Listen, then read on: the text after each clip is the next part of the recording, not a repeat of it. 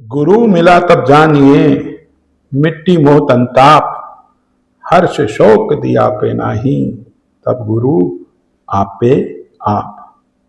Welcome homo sapien, कैसे हो? अरे भाई, तुम जानते नहीं, तुम्हारा साइंटिफिक नेम होमोसैपियन। कैसे हो? बढ़िया। अरे, मैंने खबर सुनी कि तुम वो कोई कॉकरोच जनता पार्टी, उसके पीछे चले गए थे क्या? सच बताओ। अरे, तुम देखो खबर बाद की, उसके बहुत सारे million billions of followers Pakistan से। समझो, भीड़ के साथ मत भागो, भीड़ जहां चली गई भेड़ चाल मत चलो। जीवन तुम्हारा है, संभल के चलना होगा। हाँ, बड़े फोकस, समझो ये जीवन है। देखो, तैयारी बहुत सारे बच्चे कर रहे हैं, पर तुम्हें क्या करनी है? अच्छे से तैयारी करनी है, बड़े फोकस होके। पल पल भटकन है, कोई कुछ कह देगा, कोई कुछ कह देगा। जीवन में निर्णय अपने बनाओ, खुद के निर्णय। और मैं तुमसे कहता हूं, कहता रहूंगा, तुम्हारा वास्तविक गुरु, तुम्हें सिखाने वाला वास्तविक गुरु तुम्हारे भीतर है। उसकी आवाज सुनो, उसकी एनर्जी के साथ चलो, रास्ता दिखाएगा। फोकस अपने लक्ष्य पे रखो। और मैं तुमसे कहता हूं कि जब भी समय मिले, जब भी समय मिले, तो क्या याद करो? अपनी चेतना को लेके जाओ और याद करो कि तुम एग्जाम सेंटर में बैठे एग्जाम दे रहे हो। इस बात को एनालाइज करो, फोकस इस बात पे करो। आंखें बंद करके ध्यान में सुबह उठो, जब भी मौका मिले दिन में, रात को सोने से पहले सोचो कि तुम एग्जाम दे रहे हो। अपने आप को देखो। ये जो ताकत है ना इमेजिनेशन की, इसको यूज करो। धीरे धीरे खुद ब खुद तुम्हारे अंदर बहुत सारे परिवर्तन आएंगे अपने आप, कमाल के। सच फॉलो करो, एक बात। और दूसरी बात, अब जो अपनी जो ब्रीदिंग है, जो तुम सांस ले रहे हो, उसके ऊपर फोकस करो और उसको गहरी कर दो। देखो, जब हम चीजें सीखते हैं तो हमारे ब्रेन को क्या चाहिए? एनर्जी, बहुत ज्यादा एनर्जी चाहिए। इस समय तुम्हारे ब्रेन को, अगर तुम नई चीज सीख रहे हो तो क्या चाहिए? एनर्जी। और ये एनर्जी कब मिलेगी ज्यादा? जब तुम अपनी ब्रीदिंग गहरी करते हो। कोई बात नहीं, फालतू की चिंताएं छोड़ दो, कुछ बात नहीं। पॉजिटिव नेगेटिव चीजें सोचना बंद करो और फोकस करो किसके ऊपर? अपनी एनर्जी के साथ फोकस करो किसके ऊपर? स्टडी के ऊपर। यस, रिलैक्स होके बैठो, टेंस होके नहीं, ज्यादा भी नहीं कि सो जाओ, पर अपने शरीर दिमाग, उसमें जो भी, जहां पे भी टेंशन महसूस होती है उसको निकाल दो। एनर्जी सिखा देगी सब कुछ। तो फोकस करो किसके ऊपर? अपने भीतर की एनर्जी के ऊपर, जो तुम ही महसूस कर सकते हो और कोई नहीं। हर प्राणी के अंदर क्या है? एनर्जी है। खेल एनर्जी का है। तो अब अपनी एनर्जी लगाओ, अंदर की एनर्जी। सबसे गहरी बात, चीजों को ध्यान से सुनो। जब सुनोगे अच्छे से, ध्यान से, तो दिमाग के अंदर क्या बनेगी? मेमोरी बनेगी। और ये खेल, ये कंपटीशन, ये क्या है? मेमोरी का खेल है, दिमाग का खेल है। इस खेल को अच्छे तरीके से खेलो। तो चलो मेरे साथ सीखो। आज की क्लास में मैं तुम्हें सिखाने वाला हूं बायोमोलिक्यूल्स चैप्टर का फर्स्ट पैराग्राफ।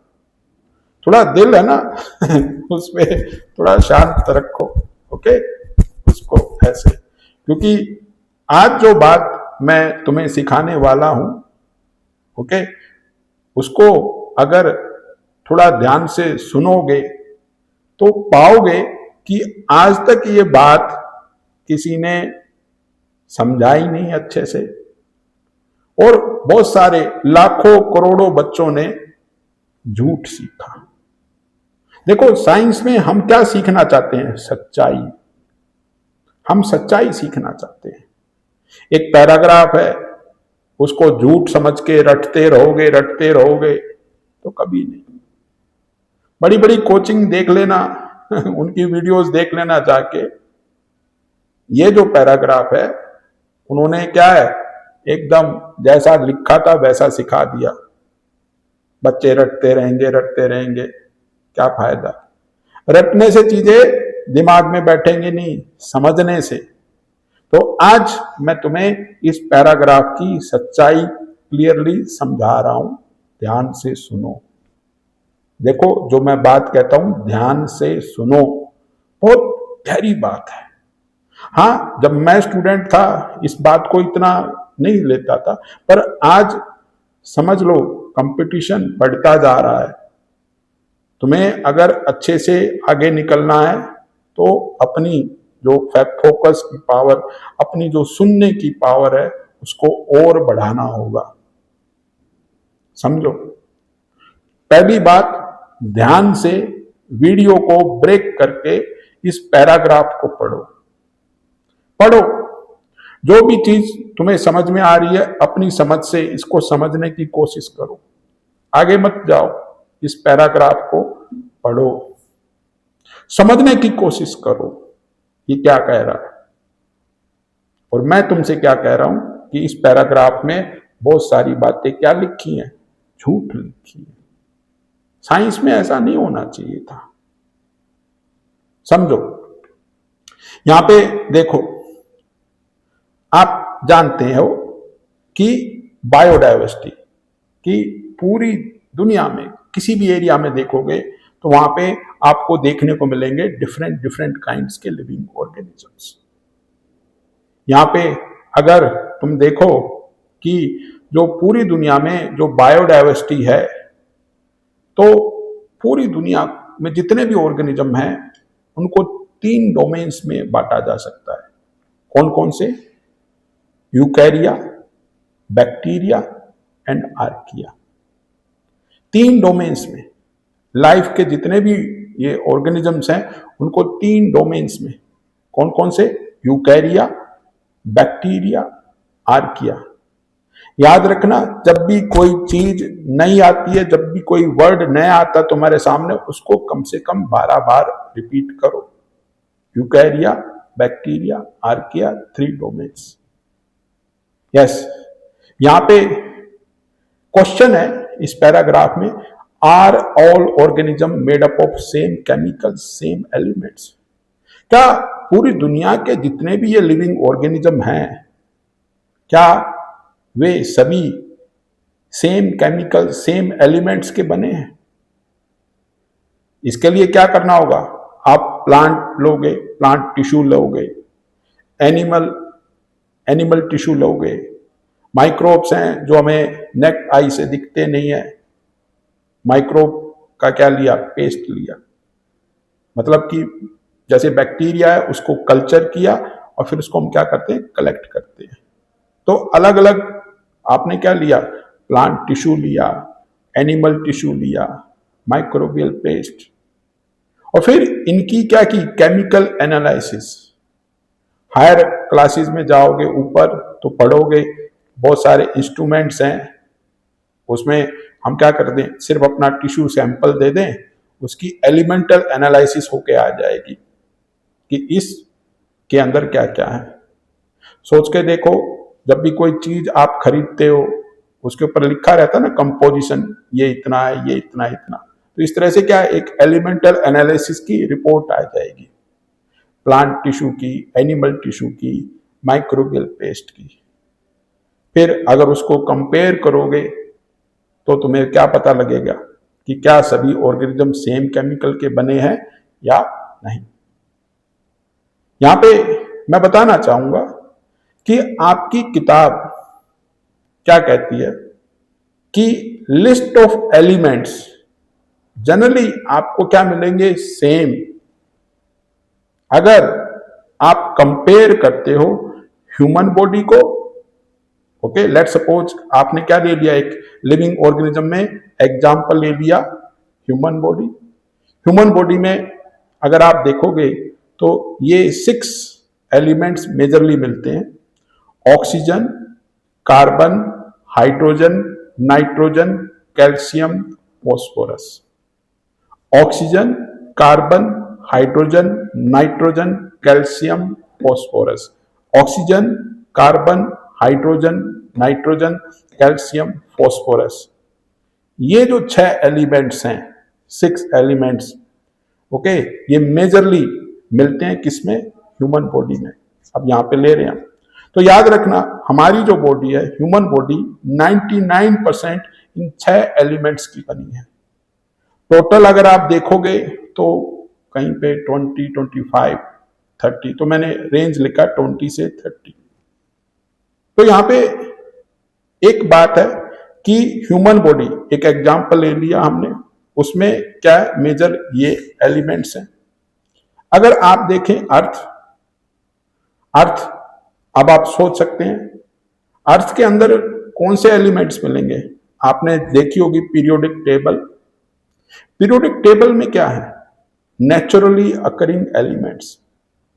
तो 92 से 94 नेचुरली अकरिंग एलिमेंट्स हैं, वे कहां मिलेंगे, अर्थ क्रस्ट में। अब क्वेश्चन ये है, आपकी किताब क्या कहती है।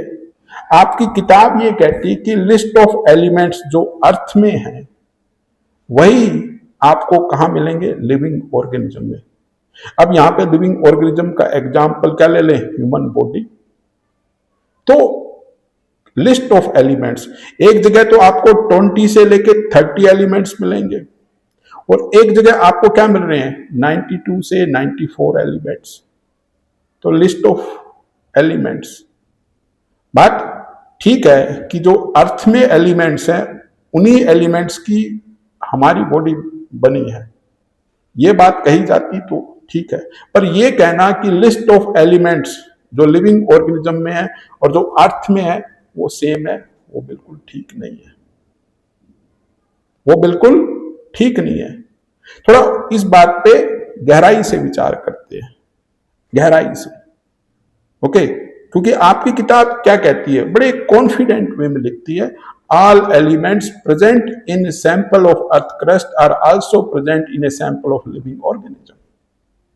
कि सभी के सभी एलिमेंट्स जो अर्थ क्रस्ट में प्रेजेंट है वो लिविंग ऑर्गेनिज्म में भी प्रेजेंट है।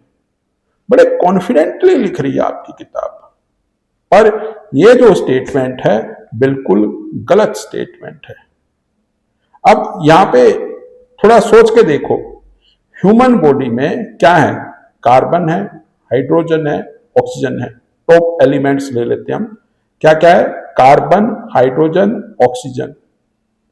अब यहां पे अर्थ क्रस्ट के जो टॉप एलिमेंट्स लोगे तो क्या है, ऑक्सीजन, सिलिकॉन, एल्यूमिनियम।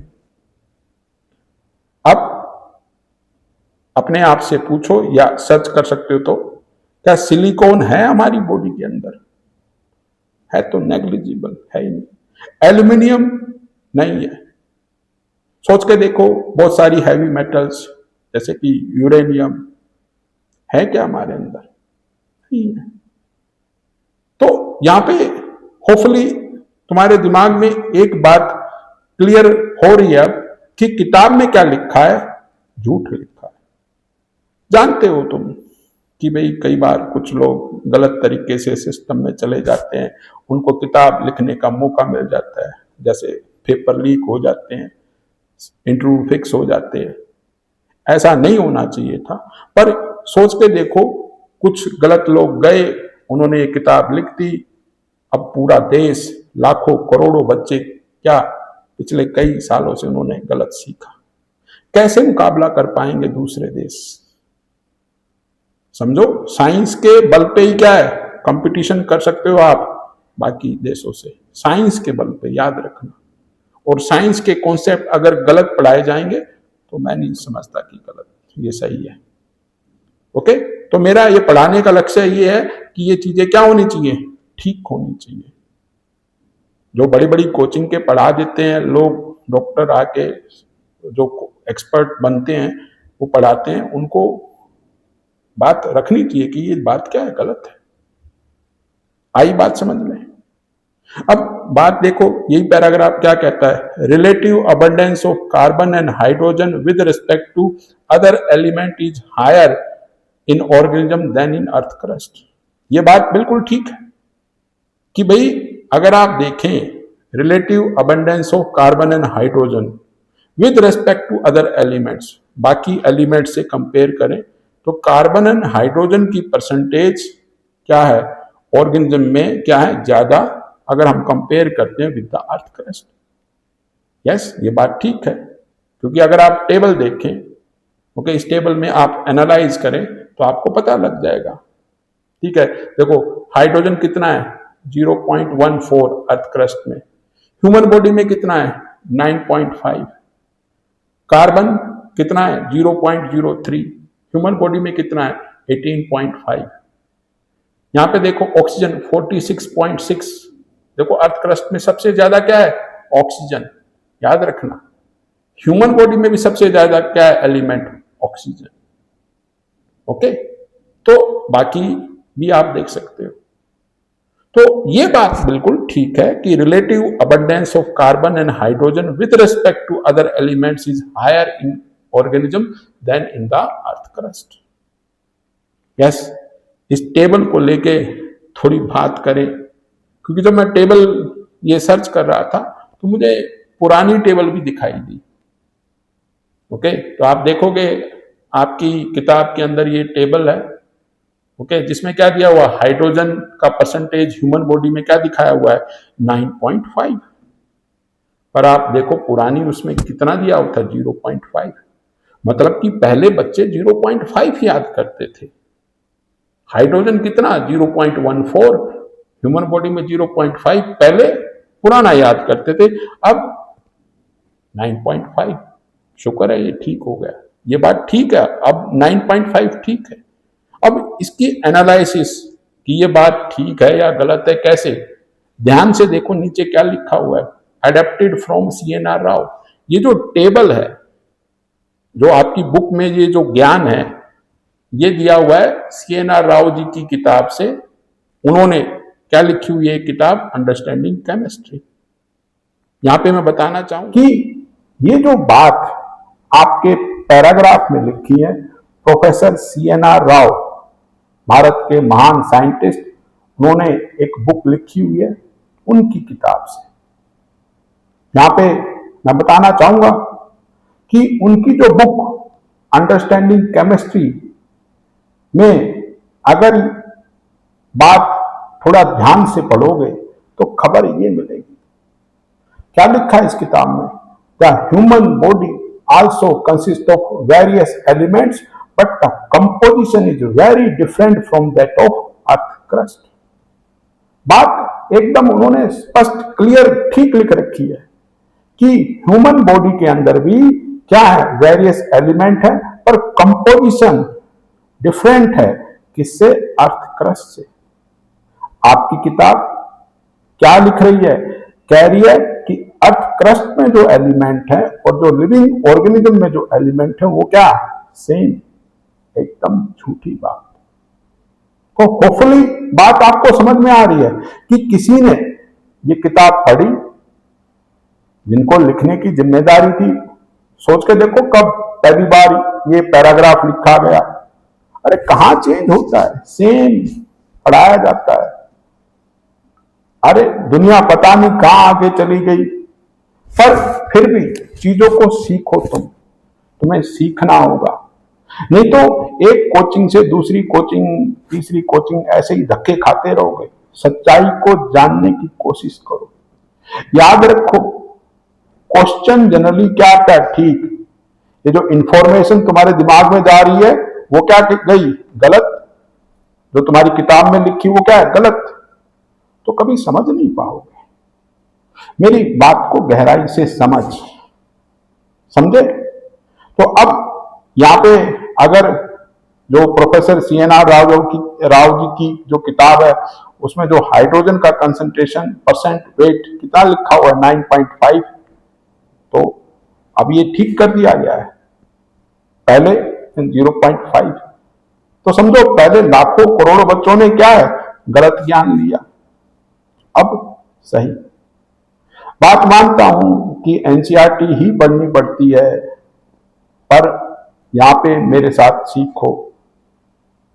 अरे बड़ी बड़ी कोचिंग वाले कहां समझा पाए, जाके देख लो उनकी वीडियो, देख लो कि सबूत है ना। अब उनकी वीडियो जाके देखो, बायोमोलिक्यूल्स का ये पैराग्राफ उन्होंने एज ए ट्रांसलेटर तुम्हारे दिमाग में डाल दिया। और याद रखो, ऐसे रटोगे वो चीजें ठहरेंगी नहीं, अब तुम्हें याद रहेंगी। चीजों को समझो, ठीक है।